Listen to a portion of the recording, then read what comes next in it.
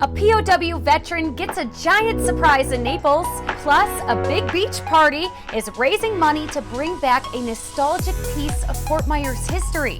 In your positive news this week on Sunshine in 239. Tired of all the bad news? So are we. Sunshine in 239 is about creating smiles, informing others, and sharing encouraging and inspiring stories from right here in Southwest Florida. I'm your host, Gina Tomlinson, hitting the streets to bring you what's going on in your community without the negativity. Hey, welcome back to another episode of Sunshine in 239. I'm actually in Columbia this week, been enjoying some great food and exploring, but the sun is still shining in Florida, and there's lots of good news to share. Starting out with a very special surprise for a brave Air Force veteran, Wayne Smith, who lives in Naples. Wayne was a prisoner of war in Vietnam for 5 years, and still came out with a heart of gold. Wayne thought he was going to an event honoring veterans, or at least that's what his wife told him, but then he began to notice that every speech was all about him. Great mentor, an unbelievable officer, pretty good fighter pilot. You know, Wayne, you're a very special man. Wayne's sitting there right now saying, it's not my birthday, is it? Right?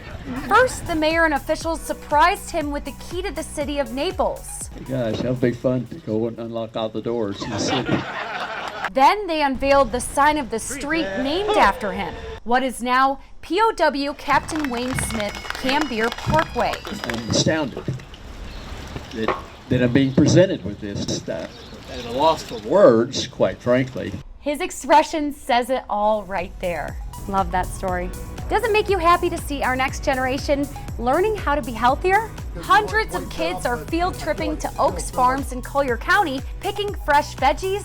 This is a cucumber. Learning about agriculture and about what's growing in Florida's backyard. Seed to Table and Oaks Farms have been doing the field trip for generations. A big event in Naples called Bags and Bow Ties raised thousands for the shelter for abused women and children. Check out the sheriff of Collier County strutting down the runway, rocking a bow tie. He and the Naples police chief helped auction off bags, managing to have some fun on stage. In fact, maybe they should do some time for stealing the crowd. A couple cool ways to celebrate Earth Day this weekend. For the kids, the Conservancy of Southwest Florida is having a big festival with live animal encounters and boat tours Saturday. And you can help save Florida waters and win amazing prizes at the 2022 Southwest Florida Invasive Fish Roundup. That's happening all weekend. You can find more specifics on these events by clicking on the links I posted along with this episode on YouTube. Now it's time for Off the Menu.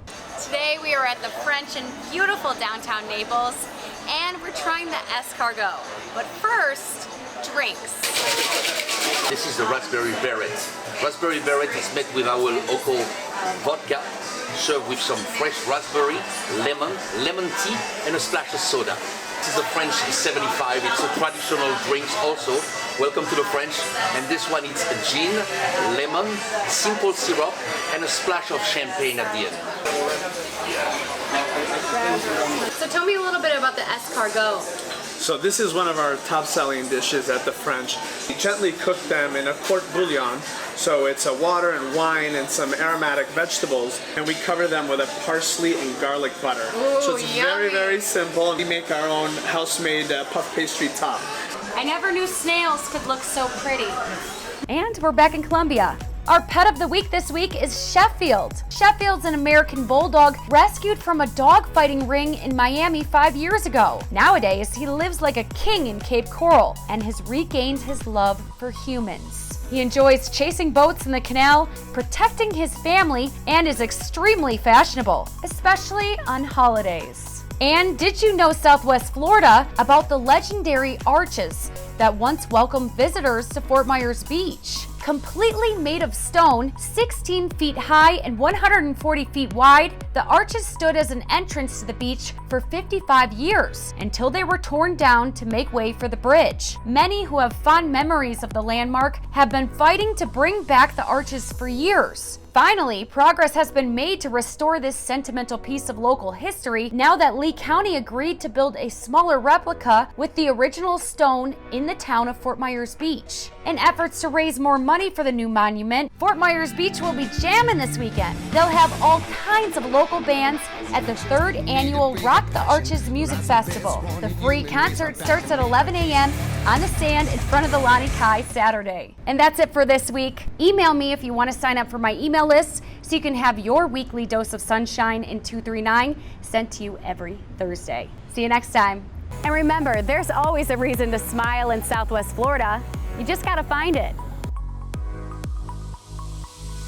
No carbs in the puff pastry. None whatsoever. None whatsoever. This is all low fat.